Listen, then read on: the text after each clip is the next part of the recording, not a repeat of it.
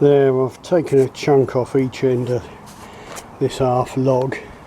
Now, I'm not even sure if it was the better half log or not, but it doesn't really matter. And what I've done is I've laid out where I think I can see a potential bow.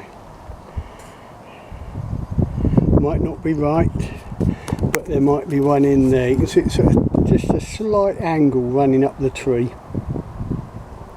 And if there has to be a little bit of bend, that can always come out with heat. But if I can thread it between those knots, you might get a little bit of S-shaped waggle here. There's a little nick there, but it doesn't go too deep into the sapwood. I reckon we're in with a sniff of a chance there. I'll just run the rule on it and we'll see how long it actually is. Let's see what we got. There, we got 89 inches. So we got a fair bit to spare. And of course that's taking a bit of weight off it now, so I can probably get that indoors and trim down each side of it, making sure that I'm not losing a potential billet, but I don't think I am. No, I think that's it for this log. One potential stave. I'm sure it's enough for a skinny 40 pounder or something, but it'd be nice to get a decent heavy bow out of it. Just out of interest, I've flipped her over and you can see the split has actually gone right along the centre line.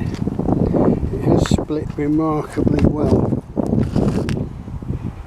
Probably more luck than judgment.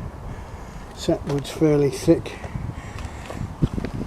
This big branch here comes out there. We'll see. Right, this is the other half log, and the dilemma is, do I try and thread a bow up between these two big knots, or do I call it quits, saw it there and say I've got billets below there. Now the advantage of that is if I cut it here, I've got about 5.5 foot clear down to that end, which will make a primitive. So that's probably my best bet. Look for a character primitive down this end and get 2, maybe 3, possibly 4, highly unlikely. Probably 2, maybe 3 billets out of this end, which will be spliced together to make a decent bow. So I'll chop it close to this knot. That'll give me 2 handleable pieces of timber. Yeah, and we'll go from there. So it looks like I'm going to end up, out of this whole log, I'm going to end up with a longbow, a fairly heavy longbow hopefully, a decent weight primitive, and at least a pair of billets that will make a decent weight longbow. So I'll end up with 3 bows hopefully, which for a morning's work isn't too bad.